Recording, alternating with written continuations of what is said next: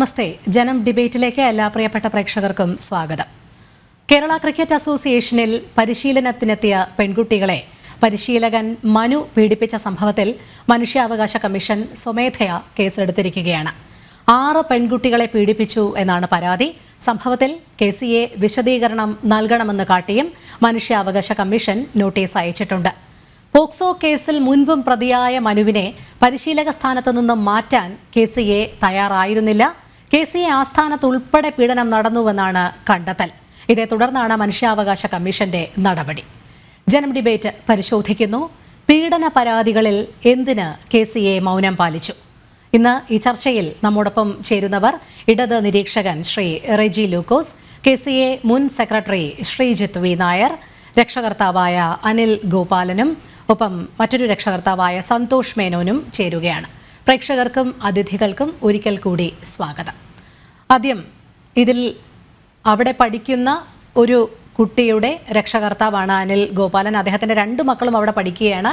അദ്ദേഹത്തിൻ്റെ പരാതി എന്ന് പറയുന്നത് അദ്ദേഹത്തിൻ്റെ മക്കളുടെ അടുത്തേക്ക് ഇത്തരത്തിൽ ഈ പീഡന പരാതി മറ്റു പലരും പങ്കുവച്ചു.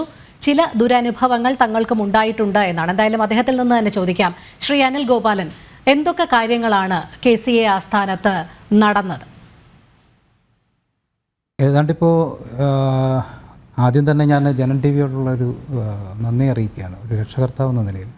കാരണം സമാനതകളില്ലാത്ത ഒരു കേസാണിത്. ഒരു ഇന്ത്യൻ സ്പോർട്സിൽ തന്നെ എനിക്ക് തോന്നുന്നില്ല 10 വർഷത്തോളമായിട്ട് ഇത്രയധികം കുട്ടികൾ പീഡിപ്പിക്കപ്പെട്ട്, ഒരാളാൽ പീഡിപ്പിക്കപ്പെട്ട ഒരു കേസ് തന്നെ ഇതിനു മുമ്പുണ്ടോ എന്ന് എനിക്കറിയില്ല. അപ്പോൾ അത്രയും ഗൗരവമേറിയ ഒരു സംഭവം ഇന്ന് എനിക്ക് തോന്നുന്നു ഇന്ത്യ ഏറ്റവും കൂടുതൽ ക്രിക്കറ്റിൽ അഭിമാനിക്കുന്ന ഈ സമയത്ത് തന്നെ നമ്മുടെ ഈ നാട്ടിൽ നിന്നുണ്ടായി എന്ന് പറയുമ്പോൾ അത് വളരെ ഖേദകരമാണ്. അതോടൊപ്പം തന്നെ ഇതിൻ്റെ ഒരു ഗൗരവം പൂർണ്ണമായി ഉൾക്കൊണ്ടുകൊണ്ട് ജനമധ്യത്തിലേക്ക് ഈ വിഷയം ഇന്ന് ചർച്ചയ്ക്ക് വെച്ച ജനം ടി വിയോടുള്ള സ്നേഹം ഞാൻ അറിയിക്കുകയാണ്. ഇത് ഒരു 10 വർഷത്തെ സംഭവമാണ്. ശരിക്കും പറഞ്ഞാൽ 2018 മുതൽ അവിടെ സംഭവിച്ചുകൊണ്ടിരുന്നതാണ്. ഞാൻ എൻ്റെ കുട്ടിയുമായി ഞാനിവിടെ ചെല്ലുമ്പോൾ ഏതാണ്ട് 2021 ഞാൻ KCAയുമായിട്ട് ആദ്യമായി എൻ്റെ മക്കളെ അവിടെ ചേർക്കുന്നത്. അതിനുശേഷം ഉള്ള ഈ ആളിനെ എനിക്കറിയുള്ളൂ. അപ്പോഴത്തെ ഒരു 3-4 മാസത്തിനുള്ളിൽ തന്നെ എൻ്റെ മകളുടെ പ്രായമുള്ള ഒരു കുട്ടിയെ പീഡിപ്പിച്ചു എന്നുള്ളൊരു പരാതി അവിടെ ഉയർന്നിരുന്നു. അന്ന് ഞങ്ങൾക്ക് ഇദ്ദേഹത്തെ കൃത്യമായി അറിയില്ല. പക്ഷേ പിന്നീടാണ് ആ കേസ് സെറ്റിൽ ചെയ്ത് മാറുകയായിരുന്നു നമ്മൾ അറിയുന്നത്. എന്തായാലും ഇപ്പോൾ ഈ അടുത്ത സമയത്തായിട്ട് ഒരു കുട്ടി വളരെ യാദൃച്ഛികമായിട്ട് ഇദ്ദേഹത്തെ ഇവിടെ ഒരു പിങ്ക് ടൂർണമെൻറ്റ്, KCAയുടെ പിങ്ക് ടൂർണമെൻറ്റ് നടന്നിരുന്നു. അതിൽ പങ്കെടുക്കാൻ വന്ന ഒരു കുട്ടി ഇദ്ദേഹത്തെ തിരിച്ചറിഞ്ഞുകൊണ്ട് ഈ പണ്ടുണ്ടായ ഒരു സംഭവത്തെ തുടർന്നാണ് ആ കുട്ടി നേരിട്ട് കേസ് രജിസ്റ്റർ ചെയ്യുകയായിരുന്നു. അതേ തുടർന്ന് ശരിക്കും പറഞ്ഞാൽ പരാതികളുടെ ഒരു പ്രവാഹം തന്നെയാണ് ഉണ്ടായിക്കൊണ്ടിരിക്കുന്നത്. ഇപ്പോഴും ഒരുപാട് പേര് പരാതി നൽകണമെന്ന് ആലോചിച്ച് നിൽക്കുന്നവരുണ്ട്. നമ്മൾ കരുതുന്ന പോലെയൊന്നുമല്ല. ഒരുപക്ഷെ ഒരുപാട് ഞാൻ ഈ അടുത്ത സമയത്ത് തന്നെ ഒരുപാട് കുട്ടികളെ കാണുകയും രക്ഷകർത്താക്കളെ കാണുകയൊക്കെ ചെയ്യുന്ന ഒരു മാനസികാവസ്ഥയിലാണ് ഞാനിവിടെ ഇരിക്കുന്നത് പോലും. കാരണം അത്ര ദുഃഖകരമാണ്. വളരെ കഷ്ടപ്പെട്ട് ഈ ക്രിക്കറ്റിലേക്ക് എല്ലാം മാറ്റിവെച്ച്, അതായത് സ്വന്തം ജീവിതം മുഴുവൻ ക്രിക്കറ്റിന് അർപ്പിച്ചുകൊണ്ടാണ് രക്ഷകർത്താക്കൾ ഓരോ കുട്ടികളെയും വളർത്തിയെടുക്കുന്നത്. അവരുടെ ഒരു 10 വർഷത്തെയും, ഞാൻ തന്നെ ഏതാണ്ട് 10 വർഷത്തോളമായി എൻ്റെ കുഞ്ഞുങ്ങളെ കൊണ്ട് ഈ രംഗത്തേക്ക് ഇറങ്ങിയിട്ട്. ഞങ്ങളുടെയൊക്കെ ഒരു കഷ്ടപ്പാടിൻ്റെ റിസൾട്ട് എന്ന് പറയുന്നത് ഇവരൊരു നല്ല നിലയിൽ എത്തിക്കാണുക എന്നുള്ളതാണ്. മറിച്ച് ഇതുപോലെയുള്ളൊരു ദുരന്താവസ്ഥകളിലേക്കൊക്കെ എത്തിപ്പെടുന്ന കുട്ടികളുടെ പേരൻസിനെയൊക്കെ നമ്മൾ എന്ത് പറഞ്ഞ് സമാധാനിപ്പിക്കണമെന്ന് ഞങ്ങൾക്കറിയില്ല. അതെ, തീർച്ചയായും. ശ്രീ അനിൽ ഗോപാലൻ, ഒരു വ്യക്തതയ്ക്ക് വേണ്ടി ചോദിക്കുകയാണ്. ഈ മനു എന്ന് പറയുന്ന പരിശീലകൻ എത്ര വയസ്സുവരെയുള്ള കുട്ടികൾക്കാണ് പരിശീലനം നൽകുന്നത്? ശരിക്കും പറഞ്ഞാൽ പെൺകുട്ടികളുടെ കോച്ചെന്നാണ് എനിക്ക് അറിവുള്ളത്. അങ്ങനെ ഒരു ഏജ് ലിമിറ്റ് എനിക്ക് അവിടെ 23 വയസ്സ് 22 വയസ്സൊക്കെ ഉള്ള കുട്ടികൾ അവിടെ ഉണ്ട്. 8 വയസ്സ് അദ്ദേഹത്തിൻ്റെ പ്രായപൂർത്തി പ്രായം എന്ന് പറയുന്നത് എനിക്ക് തോന്നുന്നു 8 വയസ്സാണെന്നാണ് എനിക്ക് തോന്നുന്നത്. 8 വയസ്സുള്ള കുട്ടികളോട് വരെ വളരെ മോശപ്പെട്ട രീതിയിലുള്ള ഒരു പ്രാകൃതമായ എന്താ പറയുക, ഒരു മനുഷ്യൻ കേട്ടാൽ അറയ്ക്കുന്ന രീതിയിലുള്ള പെരുമാറ്റങ്ങളാണ് ഇയാൾ ചെയ്തിട്ടുള്ളതെന്നാണ് ഇപ്പോൾ കുട്ടികളിൽ നിന്ന് പറഞ്ഞറിയുന്നത്. അത് അങ്ങനെ ഒരു ഏജ് ലിമിറ്റില്ല, പ്രത്യേകിച്ച് മനുവിന് ഒട്ടും ഉണ്ടായിട്ടില്ല എന്നുള്ളതാണ്. ശ്രീ റെജി ലൂക്കോസ്, ഇവിടെ നമ്മൾ നേരത്തെ പറഞ്ഞതുപോലെ 2018 ആദ്യ പരാതി വരുന്നത്. 2018 വന്ന പരാതിയുടെ അടിസ്ഥാനത്തിൽ അന്ന് ആ ഇര പിന്നീട് സ്വമേധയാ പിന്മാറുന്നു പോലീസിൽ മൊഴി കൊടുക്കുന്നതിൽ നിന്നാണെന്ന് അറിഞ്ഞത്. അതായത് ഏതൊക്കെയോ രീതിയിലുള്ള സമ്മർദ്ദത്തിന് അവർ വഴിപ്പെട്ടേക്കാം, അതുകൊണ്ടായിരിക്കാം അത്തരത്തിൽ മൊഴി മാറ്റേണ്ടി വന്നതും ആ കേസിൽ നിന്ന് പിന്മാറേണ്ടി വന്നതും. തുടർന്നും ഈ പരിശീലകൻ അയാളുടെ തനത് സ്വരൂപം തന്നെ ഇങ്ങനെ കാണിച്ചുകൊണ്ടേയിരുന്നു. കാരണം ആരും തന്നെ ചോദ്യം ചെയ്യാനില്ല എന്നുള്ളതിൻ്റെ അടിസ്ഥാനത്തിൽ 2022 മറ്റൊരു പെൺകുട്ടി പരാതി കൊടുക്കുന്നു. തുടർന്ന് അതിൽ പോലീസ് കേസ് രജിസ്റ്റർ ചെയ്യുന്നു. തുടർന്നാണ് 5ഓളം പരാതികൾ വീണ്ടും വരുന്നത്. ഇയാൾ പലരോടും മോശമായി പെരുമാറിയിട്ടുണ്ട് എന്നുള്ളതും ഇതിങ്ങനെ അനുസ്യൂതം തുടർന്നുകൊണ്ടിരിക്കുകയാണ് എന്നുള്ളതും. ഇവിടെ ആരുടെ ഭാഗത്താണ് തെറ്റ്? കൃത്യമായ ഒരു നിരീക്ഷണം നടത്താത്ത KCA ആണോ, അതോ ഈ വിദ്യാർത്ഥികൾ KCA വഴി സംസ്ഥാന സർക്കാരിന് അല്ലെങ്കിൽ സ്പോർട്സ് മന്ത്രിയെ, കായിക മന്ത്രിയെ അറിയിക്കാത്തതാണോ? ഇതിൽ ആരുടെ തെറ്റായി നമുക്കിതിനെ കാണാം? ആദ്യമായിട്ട് ജനൻ TV ഈ കൊടും കുറ്റകൃത്യത്തിന് ഒരു ചർച്ചയ്ക്ക് വേണ്ടി തയ്യാറായതിന് ഞാൻ ആദ്യം അഭിനന്ദിക്കുക. ബ്രിജ്ഭൂഷൺ എന്ന വ്യക്തി ഡൽഹിയിൽ റെസ്ലിംഗ് ഫെഡറേഷനിലോട് കാണിച്ച അതിക്രമണത്തെ കുറിച്ച് 1.5 വർഷമായിട്ട് അവരുടെ ഭാഗത്തു നിന്ന് മാധ്യമങ്ങളെല്ലാം റിപ്പോർട്ട് ചെയ്തുകൊണ്ടിരിക്കുക. അപ്പൊ അതിനെപ്പോലെ ലജ്ജിക്കുന്ന ഒരു കേരള ബ്രിജ്ഭൂഷണാണ് ഈ കോച്ച് എന്നുള്ള കാര്യത്തിൽ നിസ്സംശയം പറയാം. നോക്കൂ, ഇവിടെ KCA എന്ന് പറയുന്ന ഈ സംഘടന, കേരള ക്രിക്കറ്റ് അസോസിയേഷന്റെ, അവർക്ക് ഉത്തരവാദിത്തം BCCAയോട് മാത്രമാണ്. ഇതിന്റെ കേന്ദ്ര സംഘടനയോട് മാത്രം. അവർക്ക് വേറെ യാതൊരു ഉത്തരവാദിത്തമില്ല. കേന്ദ്ര സർക്കാരിനോട്, സംസ്ഥാന സർക്കാരിനോടോ മറ്റൊന്നിനോടോ ഒരു ഉത്തരവാദിത്വമില്ല. ഞാൻ ചോദിക്കുന്ന 2 കാര്യങ്ങൾ. ആദ്യത്തെ ചോദ്യം ഇതാണ്: ഇയാളെ കുറിച്ച് 2018 ഈ KCAക്ക് കുട്ടികൾ, കൊച്ചു പെൺകുട്ടികൾ, വലിയ മോഹങ്ങളുമായിട്ട് മാതാപിതാക്കൾ അക്കാഡമിയിൽ ചേർത്ത് രാജ്യത്തിന്റെ ഭാവിയിലെ വലിയ കായിക സമ്പത്തായിട്ട് വളരേണ്ട നമ്മുടെ കൊച്ചു പെൺകുട്ടികളെ, ഈ കുട്ടികളെ പീഡിപ്പിച്ചതിന്റെ പേരിൽ ഈ 2018 ഇയാൾക്കെതിരെ പരാതി കൊടുത്തിട്ട് ആ പരാതിക്കെതിരെ ഒരൊറ്റ ചലനം പോലും KCA കാണിച്ചില്ലെന്ന് മാത്രമല്ല, പരാതികൾ വീണ്ടും മാതാപിതാക്കളും കുട്ടികളും പരാതികളുടെ ഒരു പരമ്പര തന്നെ KCA കൊടുത്തപ്പോൾ ഈ വർഷം ഏപ്രിൽ 16-ാം തീയതി ഇയാൾക്ക് രാജിവെക്കേണ്ട വന്നു. പക്ഷേ നമ്മളെ ഭയപ്പെടുത്തുന്ന അതല്ല. എന്നിട്ടും ഇയാളെ പിങ്ക് ടൂർണമെന്റിൽ കോച്ചായിട്ട് അപ്പോയിന്റ് ചെയ്തു എന്നുള്ളതാണ് ഈ KCA ചെയ്ത കടുത്ത ക്രിമിനൽ കുറ്റം. ഒരു തർക്കമല്ല കാര്യത്തിൽ. നോക്കൂ, രണ്ടാമത്തെ ഒരു പ്രധാനപ്പെട്ട കാര്യം എന്തുകൊണ്ടാണ് ഇവിടെ ഞാൻ അന്വേഷിച്ചിരുന്നു. പോലീസിലൊന്നും ഒരു പരാതി കൊടുത്തിട്ടില്ല. നമ്മുടെ സ്പോർട്സ് മന്ത്രിക്കും കൊടുത്തിട്ടില്ല. ഞാൻ അവരെ പരാതിയും പറയത്തില്ല. കാരണം ആ പാവങ്ങൾക്ക്, ആ കുട്ടികൾക്കും ആ മാതാപിതാക്കൾക്കും അതിന്റെ സംഘടനയ്ക്ക് തന്നെയാ പരാതി കൊടുക്കണ്ടേ. ആദ്യത്തെ നടപടി സ്വീകരിക്കേണ്ട അവരാണ്. ഞാൻ പറയാൻ ഇതിപ്പോ നമ്മുടെ റെസ്ലിംഗ് അസോസിയേഷൻ ദേശീയത്തിനെ കുറിച്ച് ആലോചിക്കുക. ദേശീയ റെസ്ലിംഗ് അസോസിയേഷന് പരാതി കൊടുത്തതിന് ശേഷം അവർ പല രീതിയിലുള്ള സമര പ്രവർത്തനം എടുത്തതിന് ശേഷമാണ് സുപ്രീം കോടതി അന്വേഷണത്തിന് ഉത്തരവിട്ടത്. ഒന്ന് ആലോചിക്കുക. അപ്പോൾ നമ്മൾ മനസ്സിലാക്കേണ്ടത് എന്താണ്? കേരള ക്രിക്കറ്റ് അസോസിയേഷൻ എന്ന് പറഞ്ഞ പ്രസ്ഥാനം കരിപുരണ്ട ഇന്നലകളുണ്ട് ആ സ്ഥാപനത്തിന്. ഞാൻ ഒരു ഉദാഹരണം പറയാം, ഇത് കേൾക്കാൻ സമയം തരണം. ഒരു വർഷങ്ങൾക്ക് മുമ്പ് ഇപ്പോൾ രാജ്യത്തിന് അഭിമാനമായ വേൾഡ് കപ്പ് കയ്യിൽ ഉയർത്തിക്കൊണ്ട് രാജ്യത്തിന്റെ 15 പ്ലേയേഴ്സിന്, 11 പേരാണ് കളക്കത്തിൽ, 15 പ്ലേയേഴ്സിനൊപ്പം ഈ രാജ്യത്തിന് രോമാഞ്ചമായ നമ്മുടെ സഞ്ജു സാംസന്റെ ഭാവി തകർക്കാൻ ഇവർ തീരുമാനമെടുത്ത, ഞാൻ ഇടപെട്ട വിഷയം പറയുന്നത്, അന്ന് ഷോക്കോ നോട്ടീസ് കൊടുത്തു. അന്നത്തെ സംസ്ഥാന ക്രിക്കറ്റ് അസോസിയേഷന്റെ അധീപൻ, ഒരു ഏകാധിപതിയെ പോലെ ഇരുന്ന ആ മനുഷ്യ പേര് ഞാൻ പറയുന്നില്ല, എല്ലാവർക്കും അറിയാം. അയാളെ ബഹുമാനിച്ചില്ല എന്ന് പറഞ്ഞുകൊണ്ട് പുറത്താക്കാനുള്ള ഷോക്കോ നോട്ടീസ് കൊടുത്തു. പിറ്റേ ദിവസം രാവിലെ പുറത്താക്കുക. ആയുഷ്കാല വിലക്കാണെന്ന് ആലോചിക്കണം. ആയുഷ്കാല വിലക്ക്. അന്നൊരു ചാനലിൽ ഇത് ഡിബേറ്റ് എടുത്തു, ഉത്തരവാദിത്തമുള്ള ചാനലിൽ ഡിബേറ്റ് എടുത്തു. മുഖ്യമന്ത്രിയുടെ ഓഫീസ് ഇടപെടണമെന്ന് പറഞ്ഞു. ശക്തമായ രീതി പ്രതികരിച്ചു. മുഖ്യമന്ത്രിയുടെ ഓഫീസ് ഇടപെട്ടു. നേരിട്ട് വിളിച്ചു പറഞ്ഞു അത് പിൻവലിക്കണം എന്ന് പറഞ്ഞു. പിൻവലിച്ചു. ഇല്ലായിരുന്നുവെങ്കിൽ രാജ്യത്തിന്റെ അഭിമാനപുത്രനായ സഞ്ജു സാംസൺ ഇന്ന് ക്രിക്കറ്റ് ഉണ്ടാകത്തില്ല. നിങ്ങൾക്കറിയാമോ? അതാണ് ഈ KCA എന്ന് പറയുന്ന ഈ ദുരൂഹ പ്രസ്ഥാനത്തിന്റെ ഇന്നലകളെ വസ്തുതകൾ. ഇത് ഡോക്യുമെന്റ് ആണ്, നിങ്ങളാണ് അന്വേഷിച്ച് നോക്കിയോളൂ. അപ്പൊ KCAയിലെ അവിടെ കോച്ചിങ് ക്യാമ്പിലേക്ക് പോകുന്ന കുട്ടികളെ സ്വന്തം മക്കളെ അവരുടെ ഭാവി സുരക്ഷിതമാക്കാൻ ഉത്തരവാദിത്തമുള്ള കോച്ചും സംഘടനയും ആ കുഞ്ഞുങ്ങളെ വർഷങ്ങളോടെ പീഡിപ്പിക്കുക. തന്നെയല്ല, ഇവൻ ചെയ്ത് വേറെ എന്താ പറയാം, ഇവൻ തെങ്കാശി കൊണ്ടുപോയി ഈ കുട്ടികളെ പീഡിപ്പിച്ചു. നഗ്ന ചിത്രങ്ങൾ എടുത്തു. പാവപ്പെട്ട കൊച്ചു കുട്ടികൾ. നിങ്ങളൊന്ന് ആലോചിക്കുക. നമ്മളിപ്പോ വിമർശിക്കുമ്പോൾ അവർ പിള്ളേരെ വിമർശിക്കരുത്. കൊച്ചു പെൺകുട്ടികളെ സംബന്ധിച്ചോളം അവർക്ക് മറുപടി പറയാൻ പോലും പറ്റാത്ത പ്രായമാ. നമ്മുടെ സമൂഹത്തിൽ ഇപ്പൊ ഈ അടുത്ത കാലത്ത് ചെറിയ മാറ്റങ്ങളേ ഉള്ളൂ. ഈ മാധ്യമങ്ങളൊക്കെ അവർക്ക് കൊടുക്കുന്ന ധൈര്യത്തിന്റെ പേരിൽ ഇപ്പൊ ആ പിതാവിന്റെ മറുപടി കേട്ടപ്പോ എന്റെ കണ്ണ് നിറഞ്ഞുപോയി. കാരണം നമ്മുടെ കുട്ടികളോട് ഒരു രാജ്യത്തെ ഏറ്റവും ഉത്തരവാദിത്തമുള്ള ഒരു സംഘടനയുടെ സംസ്ഥാന ഭാരവാഹികൾ ചെയ്ത് കൊടുത്തിട്ട് ഇവരെന്തിനായിരിച്ചാലും ഇതിന് മറുപടിയില്ല.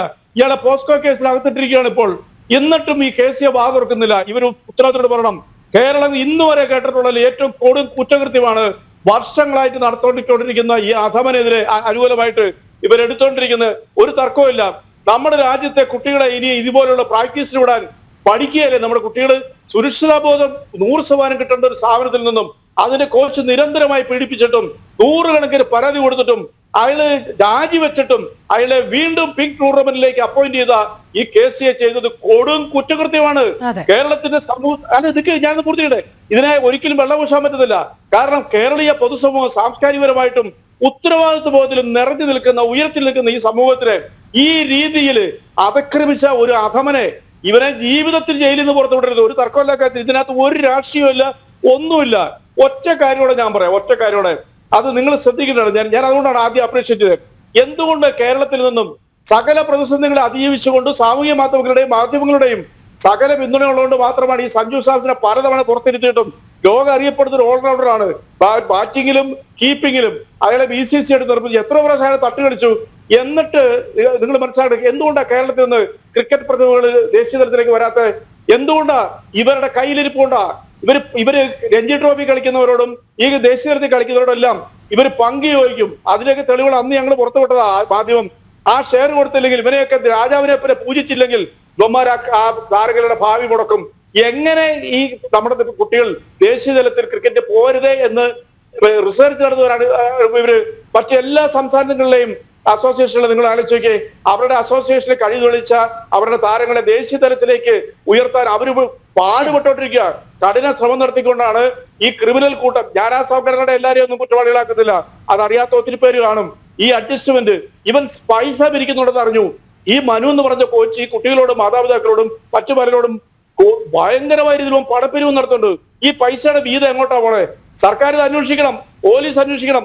ഇത് വെറുതെ വിടത്തില്ല. കാരണം ഉത്തരവാദിത്തമുണ്ട്, സർക്കാരുണ്ട്, സ്പോർട്സ് മന്ത്രി, നമ്മൾക്ക് സ്പോർട്സ് മന്ത്രി ഉണ്ട്. ആ നമ്മൾ എന്ത് പറഞ്ഞാൽ ആര് ഭരിച്ചാലും സ്പോർട്സിനെ വലിയ രീതിയിൽ പിന്തുണ കൊടുക്കുന്നവരാണ് നമ്മുടെ സർക്കാരുകളും നമ്മുടെ മാധ്യമങ്ങളും. അത് കേരളം വേറിട്ട് നിൽക്കുന്ന ഒരു സംസ്ഥാനം. അതുകൊണ്ടാണല്ലോ PT ഉഷയൊക്കെ ഈ ഉത്തരേന്ത്യ ലോബിയുടെ ഈ താണ്ഡവത്തിനൊക്കെ മറികടന്ന് ലോക പ്രശസ്തിയായത്. ഒളിമ്പിക്സിൽ സെക്കൻഡിന്റെ ഒരു അംശം കൊണ്ട് നഷ്ടപ്പെട്ടത്. അവർക്കൊരു കോച്ച് ഉണ്ടായിരുന്നു, അവർക്കൊരു കോച്ചുണ്ട്, ON നമ്പ്യാർ സാറ്. ഇവര് കേൾക്കണ ഇത് ആ സ്വന്തം മകളെ പോലെ അദ്ദേഹത്തിന്റെ ജീവിതം ഉഷയ്ക്ക് വേണ്ടി മാറ്റിവെച്ച് ആ വീട്ടിൽ താമസിപ്പിച്ച് ഉഷയെ ഗ്രൂം ചെയ്ത് മോൾഡ് ചെയ്ത് ലോകത്തിൽ ഇന്ത്യയുടെ അഭിമാനമായിട്ട് ഉഷ ഇന്ത്യ എന്ന് പറഞ്ഞാൽ അന്ന് കത്തവരുടെ വീട്ടിലെത്തും. PT ഉഷ വളർത്തിയ ഇത് അവർക്ക് സ്വന്തം അച്ഛനെ പോലെയായിരുന്നു. ഇന്ന് ON നമ്പ്യാർ സാറുടെ പേര് കേൾക്കുമ്പോൾ PT ഉഷയ്ക്ക് ഒപ്പം നമ്മൾ ആദരിക്കും. കാരണം അങ്ങനെ പാരമ്പര്യമുള്ള നാടാണ് ഈ കേരളം എന്ന് പറയുന്നത്. അതുപോലെ കോച്ച് കുട്ടി, MD വർഷമയുടെ കോച്ചായിരുന്നു കുട്ടി സാറ്. ഇവരൊക്കെ തങ്ങളുടെ കുട്ടികളെ സ്വന്തം മക്കളെ പോലെ പരിപാലിച്ചപ്പോഴാണ് ഇവിടെ ഒരു കൊടും ക്രിമിനൽ ഈ കൊച്ചു കുട്ടികളെ നാട് നീളം നടന്ന് പീഡിപ്പിച്ചിട്ടും അത് അറിഞ്ഞിട്ട് പരാതി കിട്ടിട്ടും പുല്ല് വില കൊടുക്കാതെ ഇവരെ വീണ്ടും ഇതിനകത്ത് അപ്പോയിന്റ് ചെയ്ത് ഇവന്റെ ഞാൻ സംശയിക്കുന്നത് ഇവരെ ഷെയർ പങ്കെടുക്കുന്നുണ്ടൊക്കെ നിലപാട് കൂടി നമുക്ക് തേടേണ്ടതുണ്ട്. ശ്രീജിത്ത്, ഇവിടെ ഇത്രയധികം ആരോപണങ്ങൾ നേരിട്ടിട്ടും ഇയാൾ ഈ പരിശീലക സ്ഥാനത്ത് തന്നെ തുടരുകയാണ്. എന്തുകൊണ്ടാണ് KCAയുടെ ഭാഗത്ത് നിന്ന് ഈ പരിശീലകനെ നിരീക്ഷിക്കുന്നതിനോ പെൺകുട്ടികൾക്ക് കൃത്യമായ ഒരു സംരക്ഷണം നൽകുകയോ ചെയ്യുന്നതിന് മുതിരാത്തത്?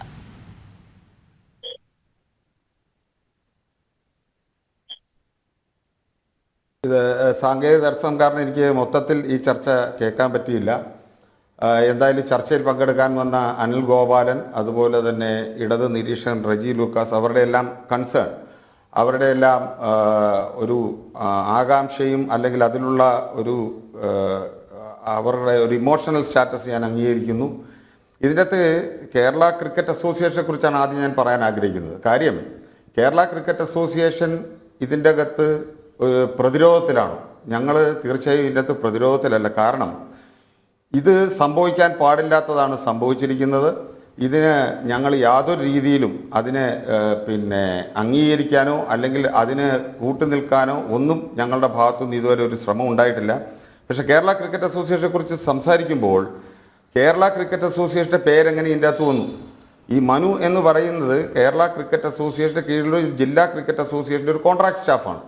ജില്ലാ ക്രിക്കറ്റ് അസോസിയേഷൻ്റെ കോൺട്രാക്ട് സ്റ്റാഫ് ആയതുകൊണ്ട് തന്നെ അത് കേരള ക്രിക്കറ്റ് അസോസിയേഷൻ്റെ ഒരു ഡയറക്റ്റ് എംപ്ലോയി അല്ല, ഒന്നാമത്തെ കാര്യം.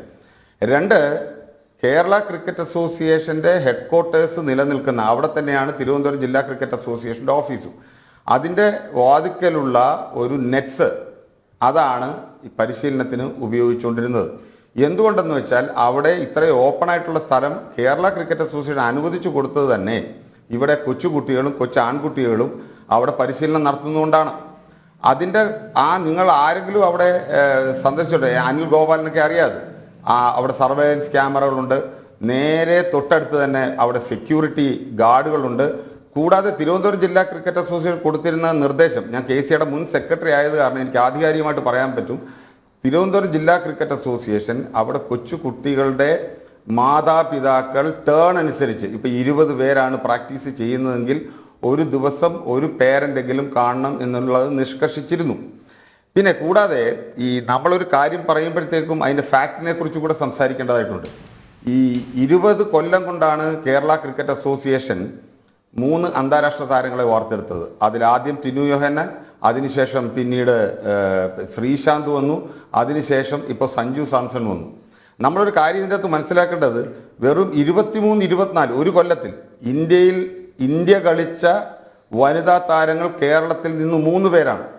അത് ചിലപ്പോൾ രാജ്യത്ത് തന്നെ അങ്ങനെ ഒരു സാഹചര്യം അല്ലെങ്കിൽ അങ്ങനെ ഒരു അവസരം ഉണ്ടായി കാണത്തില്ല. ഒരു കൊല്ലമാണ് 3 താരങ്ങൾ ഇന്ത്യക്ക് വേണ്ടി കളിക്കുന്നത്. ഇപ്പോൾ ഏഷ്യ കപ്പ് ടീമിലേക്ക് ആദ്യം തന്നെ നമ്മുടെ സജന സജീവൻ, ആശാ ശോഭന, അത് കണക്ക് ഒരു മറ്റ് സംസ്ഥാനത്തു നിന്ന് ഇവിടെ വന്ന് കളിക്കുന്ന അരുന്ധതി റെഡ്ഡി ഉൾപ്പെടെയുള്ളവർ ഏഷ്യ കപ്പ് മത്സരത്തിനായിട്ടുള്ള ഇന്ത്യൻ ടീമിൽ പങ്കെടുത്തിട്ടുണ്ട്.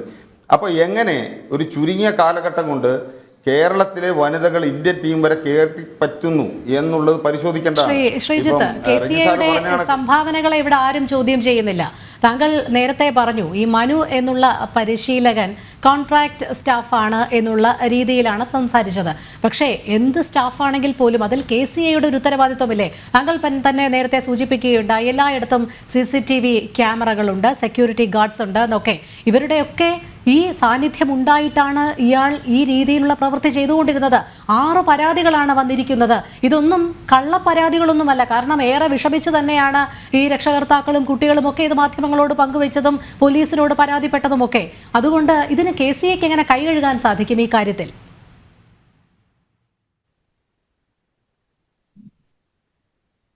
അല്ല, ഇതിൻ്റെ അകത്ത് ആദ്യത്തെ പരാതി ഉണ്ടായിരുന്നത് 2022 ഞാൻ സെക്രട്ടറി ആയിട്ടിരിക്കുന്ന സമയത്താണ്. അന്ന് ഈ പരാതി ഉണ്ടാകുന്ന സമയത്ത് ഞാൻ കേരള ക്രിക്കറ്റ് അസോസിയേഷന്റെ ഓഫീസിലുണ്ട്. എനിക്ക് ഒരു TV ചാനലിൽ നിന്നാണ് ആദ്യം ശ്രീജിത്ത് 2018 ഒരു പരാതി ആദ്യം ഉണ്ടായി എന്നാണ് അറിയുന്നത്. പക്ഷേ അതിനുശേഷം ഈ പെൺകുട്ടി എന്തുകൊണ്ടോ അതിൽ നിന്ന് പിന്മാറേണ്ടി വന്നു. ഏതോ രീതിയിലുള്ള ബാഹ്യ സമ്മർദ്ദം ഉണ്ടായി എന്ന് പറയുന്നു. അതിനുശേഷമാണ് ഈ 2022 സമാനമായ പരാതി വരുന്നത്.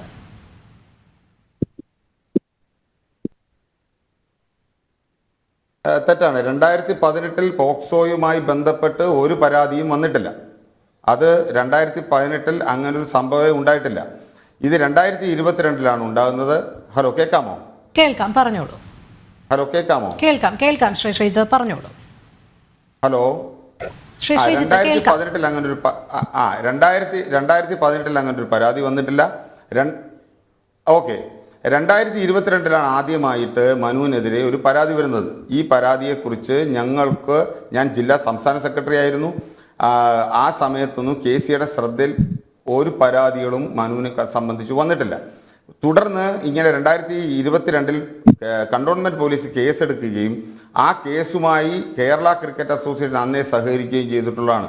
എല്ലാ രീതിയിലുള്ള സഹകരണവും അന്ന് ഞങ്ങൾ വാഗ്ദാനം ചെയ്തു. എന്നാൽ കേരള ക്രിക്കറ്റ് അസോസിയേഷന് യാതൊരു രീതിയിലുള്ള ഇൻഫ്ലുവൻസോ അയാൾ KCക്ക് നൽകാൻ സാധിക്കുന്ന ഒരാളല്ല. അയാളുമായിട്ട് യാതൊരു ബന്ധവും ഈ കോൺട്രാക്ട് സ്റ്റാഫ് എന്നുള്ള രീതിയിലല്ലാതെ യാതൊരു ഭാരവാഹികൾക്കും ബന്ധമില്ല. കൂടാതെ ഈ വിഷയവുമായി ബന്ധപ്പെട്ട് കേരള ഹൈക്കോടതി അദ്ദേഹത്തിന് മുൻകൂർ ജാമ്യം അനുവദിക്കുകയും അതിനുശേഷം മാത്രമാണ് രണ്ടാമത് വന്നത്. ഈ കേസ് പിന്നീട് വെറുതെ വിട്ടു. അപ്പോൾ ഇവിടെ പല മാധ്യമങ്ങളിലും റിപ്പോർട്ട് ചെയ്യുന്ന മുൻ ഭാരവാഹികളാണ്. അത് അവരുടെ രാഷ്ട്രീയം, മുൻ ഭാരവാഹി KCയുടെ രാഷ്ട്രീയവുമായിട്ട് ബന്ധപ്പെട്ട് കലർത്തി പറയുന്നതാണ്. ഞങ്ങൾ അന്നും ഇന്നും എന്നും ഈ കുട്ടികൾ കളിക്കാൻ വരുന്ന കുട്ടികളോടൊപ്പം തന്നെയാണ്. അല്ലാതെ ഒരു കോൺട്രാക്ട് സ്റ്റാഫ് അല്ല കേരള ശ്രീ ക്രിക്കറ്റ് ശ്രീ അസോസിയേഷനിൽ ശ്രീജിത്ത്, ഏത് കാര്യം ഇവിടെ ശ്രദ്ധയിൽപ്പെട്ടാലും രാഷ്ട്രീയമല്ല ചർച്ച ചെയ്യുന്നത്. ഇതിൽ വ്യക്തികളുടെ രാഷ്ട്രീയമോ KCAയുടെ രാഷ്ട്രീയമോ ഒന്നുമല്ല ചോദിക്കുന്നത്. ഒരു പരിശീലകൻ ഇത്തരത്തിൽ മോശമായി വർഷങ്ങളായി പെരുമാറുന്നു. 6 പരാതികളാണ് നിലവിലുള്ളത്. പോലീസ് FIR രജിസ്റ്റർ ചെയ്ത് കേസ് അന്വേഷണം ആരംഭിച്ചു കഴിഞ്ഞു.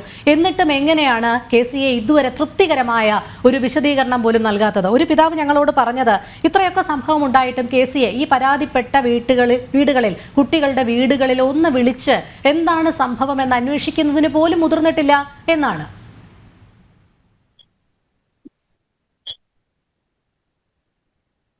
എൻ്റെ അറിവ് വെച്ച് ഇങ്ങനെ ഉള്ള പരാതിക്കാര് കുട്ടികളും മാതാപിതാക്കളും KCA സെക്രട്ടറിയെ വന്ന് കണ്ടിട്ടുണ്ട്. അത് കേസ് എടുത്തതിന് ശേഷമാണ് കേസെടുത്ത വിവരം അറിയിക്കുവാൻ വേണ്ടി KCAയുടെ ഭാരവാഹികളെ ബന്ധപ്പെട്ടിട്ടുണ്ട്. അപ്പോൾ അവര് ഞങ്ങൾക്ക് ഇപ്പോൾ എനിക്ക് തോന്നുന്നില്ല, പിന്നെ ഇവിടെ ഇരിക്കുന്ന ഒരു രക്ഷകർത്താവിന് പോലും KCA ഭാരവാഹികൾക്കെതിരെ ഒരു പരാതി ഉണ്ടെന്ന് എനിക്ക് തോന്നുന്നില്ല. കാര്യം അന്ന് ആദ്യത്തെ തവണ പരാതി വന്നപ്പോൾ തന്നെ എൻ്റെ അടുത്ത് വന്ന് പലരും ഈ മനുവിനെ പിന്നെ ന്യായീകരിച്ച് പറഞ്ഞിട്ടുണ്ട്. ഞാൻ പറഞ്ഞു കേരള ക്രിക്കറ്റ് അസോസിയേഷൻ അതിൻ്റെ അകത്ത് ഇടപെടില്ല, അത് KCA അന്വേഷിക്കേണ്ട കാര്യമില്ല, അത് പോലീസ് കേസ് രജിസ്റ്റർ ചെയ്തിരിക്കുന്നു, ഇനി നിങ്ങൾ എല്ലാവരും പോയി കൊടുക്കേണ്ട മൊഴികൾ അവിടെയാണ്. ശരി, എന്തായാലും നമ്മളോടൊപ്പം ഒരു രക്ഷകർത്താവ് കൂടി ചേരുന്നുണ്ട്.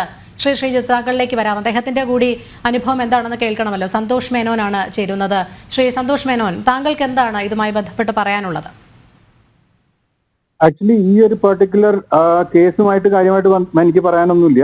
പക്ഷെ KCAയിലും അതിന്റെ താഴെയുള്ള ഡിസ്ട്രിക്ട് അസോസിയേഷനുകളിലും ഇതിലേക്ക് ലീഡ് ചെയ്യുന്ന പല കാര്യങ്ങളും കുറെ കാലമായിട്ട് നടക്കുന്നുണ്ട്.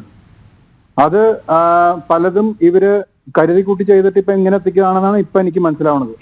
കാരണം എന്താ വെച്ചാൽ ഈ പെർഫോം ചെയ്യണ കുട്ടികളെ സപ്രസ് ചെയ്ത് ഇവര് പറയുന്നത് കേൾക്കുന്ന രീതിയിലേക്ക് എത്തിക്കുക.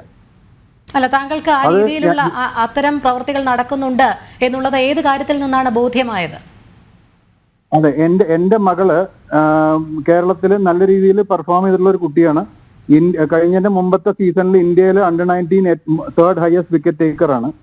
അത് കഴിഞ്ഞ് ആദ്യത്തെ WBL ഓപ്ഷൻ ലിസ്റ്റിലുണ്ട്. ഇതൊക്കെ ശ്രീജിത്തിനും അറിയണ കാര്യമാണ്. അത് കഴിഞ്ഞ സീസണിൽ ഓപ്ഷൻ ലിസ്റ്റിലേക്ക് വരാൻ ട്രയൽസ് ഉണ്ടായിരുന്നു. ആ ട്രയൽസിലേക്ക് ഇവിടുന്ന് കുട്ടികളെ KCA ആണ് സജസ്റ്റ് ചെയ്തത്.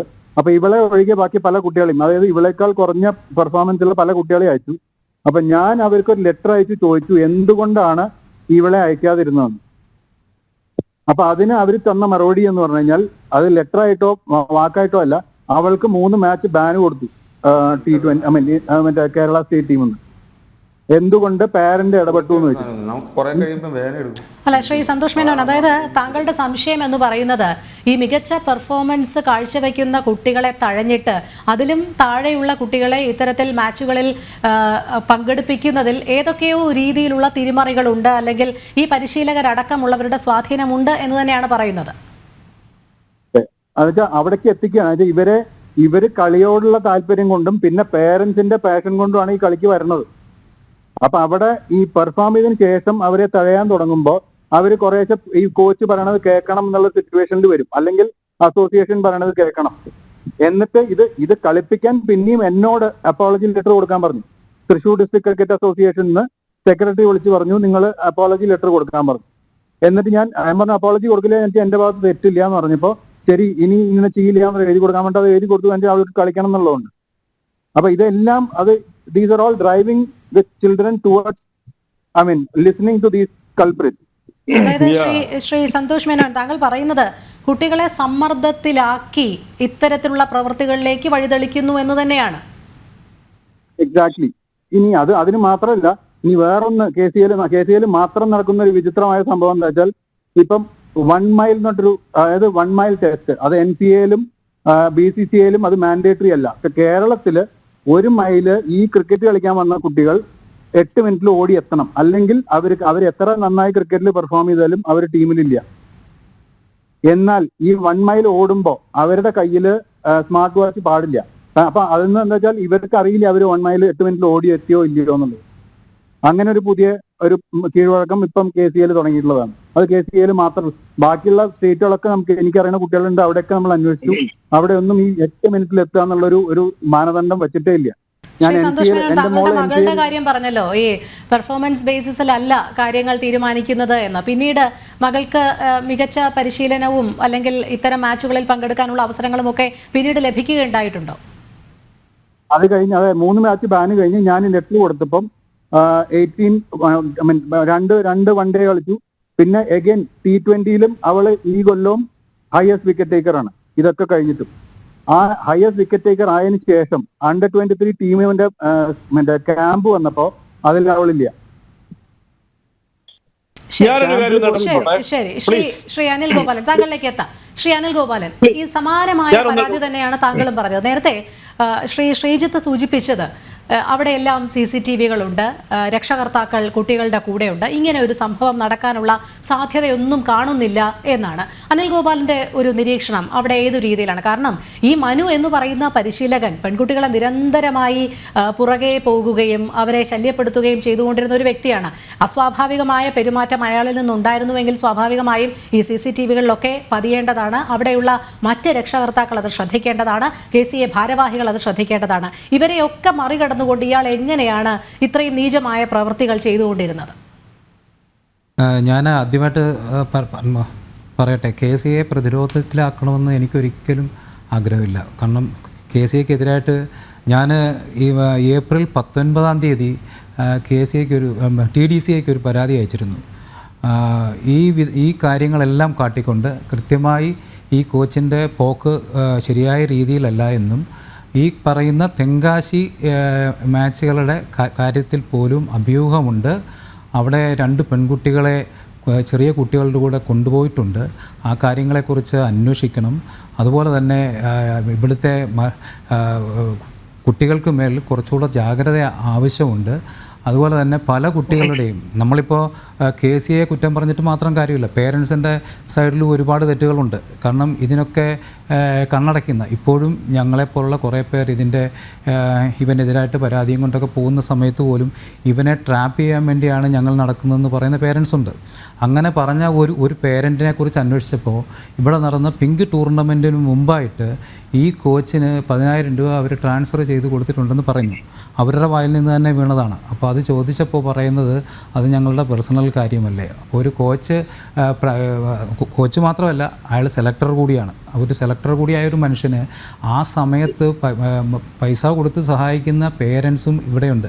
ആ കുട്ടിയെക്കുറിച്ച് അന്വേഷിച്ചപ്പോൾ ആ കുട്ടി 11-ാമത്തെ വയസ്സിൽ അർഹമല്ലാത്ത പല സ്ഥലങ്ങളിലേക്കും എത്തിപ്പെട്ട കുട്ടിയാണ്. കാരണം 13 വയസ്സിനും അല്ലെങ്കിൽ 12 വയസ്സിന് മുകളിൽ കളിക്കാവൂ എന്ന് പറയുന്ന സ്ഥലത്ത് ഈ കുട്ടി പല സ്ഥലത്തും കടന്നു കൂടിയിട്ടുണ്ട്. ഇപ്പോഴും Under-19 ടീമിൽ വരെ പോയി സോണ് വരെ കളിച്ചിട്ടുണ്ട്. അപ്പോൾ ഈ കോച്ച് തന്നെയായിരുന്നു സെലക്ടർ. ഈ പറയുന്ന ജില്ലാ ടീമിൻ്റെ സെലക്ടർ ഈ കോച്ച് തന്നെയായിരുന്നു. അപ്പോൾ ഇതിനൊക്കെ നിന്ന് കൊടുക്കുന്ന പേരൻസും ഉണ്ട്. അതുപോലെ തന്നെ സീനിയർ കുട്ടികൾ എന്ന് പറയുന്നത് 1-2 കുട്ടികൾ ഞങ്ങൾ സംശയത്തിൻ്റെ നിഴലിലാണ്. കാരണം ഇതിൽ എന്നോടാണോ? അല്ല, താങ്കൾക്ക് തുടരാം. മറ്റെന്തോ ഓഡിയോ തകരാറാണ്. ഇതിൽ തന്നെ പെട്ടിരിക്കുന്ന കുറച്ച് സീനിയർ കുട്ടികൾ ഇവൻ്റെ കയ്യാളുകളായിട്ട് നിന്നുകൊണ്ടാണ് പല കുട്ടികളിൽ നിന്നും കുട്ടികളുടെയും നഗ്ന ഫോട്ടോകൾ എടുത്തിട്ടുള്ളത്. അതുപോലെ തന്നെ അവരെ ഈ പറയുന്ന തെങ്കാശിയിലേക്ക് കൊണ്ടുപോകാൻ വേണ്ടിയിട്ട് നമ്മൾ ഞെട്ടിപ്പോവും കേട്ട് കഴിഞ്ഞാൽ. അതായത് പ്രാക്ടീസ് മാച്ചുകൾ എന്ന് പറഞ്ഞിട്ട് ഇവൻ പലപ്പോഴും കുട്ടികളെ, ഞങ്ങൾ പേരൻസ് പോലും ഞങ്ങളൊക്കെ കുട്ടികളുടെ കൂടെ എല്ലായിടത്തും പോകുന്നവരാണ്. അവിടെ മത്സരങ്ങളിലായാലും എല്ലാം ഡിസ്ട്രിക്ട് മത്സരങ്ങളടക്കമാണെങ്കിലും സോണൽ മത്സരങ്ങളിലൊക്കെ ആണെങ്കിലും ഞങ്ങളും കുട്ടികളോടൊപ്പം പോകുന്നവരാണ്. പക്ഷേ അങ്ങനെ വരാത്ത ഒരുപാട് കുട്ടികളുണ്ട്. അങ്ങനെ പേരൻസ് കൂടെ ഇല്ലാത്ത ഒരുപാട് കുട്ടികളുണ്ട്. ഈ കുട്ടികൾ ഞങ്ങളൊക്കെ പുറത്തിരിക്കുമ്പോൾ തന്നെ ഈ കുട്ടികളെ നടുക്ക് ബാറ്റ് ചെയ്യാനൊക്കെ വിട്ടിട്ട് ഓവർ ചേഞ്ച് വരുന്ന സമയത്ത് ഇവൻ്റെ ഒരു കുട്ടി അവിടെ നിൽക്കും. ഇവൻ്റെ കയ്യാളായിട്ടുള്ള ഒരു കുട്ടി അവിടെ നിൽക്കും. ഈ കുട്ടി മറ്റേ കുട്ടിയോട് പോയി സംസാരിക്കുന്നത് ഞങ്ങൾ പേരൻസ് ഇവിടെ നിന്ന് കേൾക്കുന്നത്, ഞങ്ങൾ വിചാരിക്കുന്നത് ചിലപ്പോൾ അടുത്ത ഓവറിനെ കുറിച്ച് പറയുമായിരിക്കും, കളിയെക്കുറിച്ച് പറയുമായിരിക്കും എന്നൊക്കെയാണ്. പക്ഷേ അവിടെ വെച്ച് സംസാരിക്കുന്നത് മറ്റേ കുട്ടിയുടെ കൺസെൻറ്റ് ചോദിക്കുകയാണ്. നീ മനസ്സാറ് പറഞ്ഞത് സമ്മതിക്കുമോ? നീ റെഡിയാണോ? അടുത്ത ആഴ്ച നിന്നെ തെങ്കാശി കൊണ്ടുപോകും. ഈ തെങ്കാശി എന്ന് പറയുന്നത് അവൻ്റെ അടുത്ത ഒരു എന്താ പറയുക, അവൻ വലിയ, കാരണം അത് ശരിയായ രീതിയിൽ അന്വേഷിക്കേണ്ട കാര്യമാണ്. കാരണം അതിൻ്റെ പിന്നിൽ എന്തായിരുന്നു അവൻ്റെ ഉദ്ദേശം? കാരണം ഇവൻ്റെ കയ്യിലിരിക്കുന്ന ഐഫോൺ പോലെയുള്ള ഫോണുകളാണ്. ഈ ഫോണിൽ തന്നെ ഷൂട്ട് ചെയ്ത് കൊടുക്കണം കുട്ടികൾ, അത് നിർബന്ധമായിരുന്നു. അപ്പോൾ ഒരു ടെലികാസ്റ്റിംഗ് ക്വാളിറ്റി ഉള്ള ഫോണിൽ തന്നെ ഇതൊക്കെ അല്ല 4K റെസൊല്യൂഷനുള്ള ക്യാമറയുള്ള ഫോണിൽ തന്നെ ഷൂട്ട് ചെയ്യണം എന്നൊക്കെയുള്ള നിർബന്ധമുണ്ടെങ്കിൽ ഇങ്ങനെ എടുത്തിട്ടുള്ള വീഡിയോകൾ അവൻ കച്ചവടം നടത്തിയിട്ടുണ്ടോ, അല്ലെങ്കിൽ എവിടെയെങ്കിലുമൊക്കെ ഇത് എത്തിയിട്ടുണ്ടോ? അല്ല, പോലീസ് അയാളെ കസ്റ്റഡിയിൽ എടുക്കുമ്പോൾ ആ മൊബൈൽ ഫോൺ അയാൾ മറ്റെവിടെയൊക്കെയോ മാറ്റി എന്നാണ് അറിയാൻ സാധിക്കുന്നത്. ആ തെളിവുകൾ നശിപ്പിക്കപ്പെട്ടു എന്നാണ് ഏറ്റവും ഒടുവിലായി അറിയാൻ സാധിക്കുന്നത്. ശ്രീ അനിൽ ഗോപാലൻ, താങ്കളുടെ മക്കൾക്ക് നേരിട്ട് ഒരു ദുരനുഭവം ഉണ്ടായിട്ടില്ല, പക്ഷേ താങ്കൾ അറിയുന്ന കാര്യങ്ങൾ വെച്ചൊരു പരാതി കൊടുത്തു എന്നാണ് അറിയാൻ സാധിക്കുന്നത്, അല്ലേ? ഏത് രീതിയിലുള്ള പരാതിയാണ് താങ്കൾ ആർക്കൊക്കെയാണ് കൊടുത്തിരിക്കുന്നത്? ഞാൻ ഈ ആദ്യത്തെ കേസുമായി ഇവനെതിരെ വരുന്ന ആദ്യത്തെ കേസുമായി ബന്ധപ്പെട്ട് ശ്രീ സാറിനെ വരെ ഞങ്ങൾ കണ്ടിട്ടുണ്ട്. ആ സമയത്ത് ഇവൻ ഞങ്ങൾക്ക് തന്നിരിക്കുന്ന ഒരു നറേഷൻ ഉണ്ടായിരുന്നു.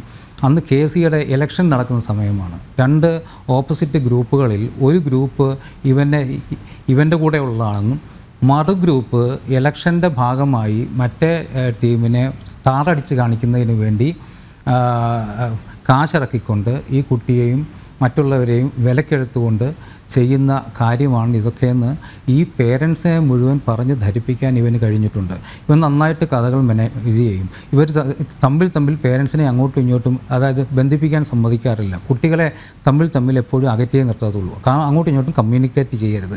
ഇങ്ങനെയൊക്കെയുള്ള നിർബന്ധങ്ങൾ ഇവനുണ്ടായിരുന്നു. അന്ന് ഈ പറയുന്നത് പോലെ ഈ കേസിൽ നിന്ന് അവൻ അതായത് കോടതിക്ക് പുറത്ത് സെറ്റിൽ ചെയ്തതാണ് എന്ന് തന്നെയാണ് നമ്മൾ കരുതുന്നത്. അങ്ങനെ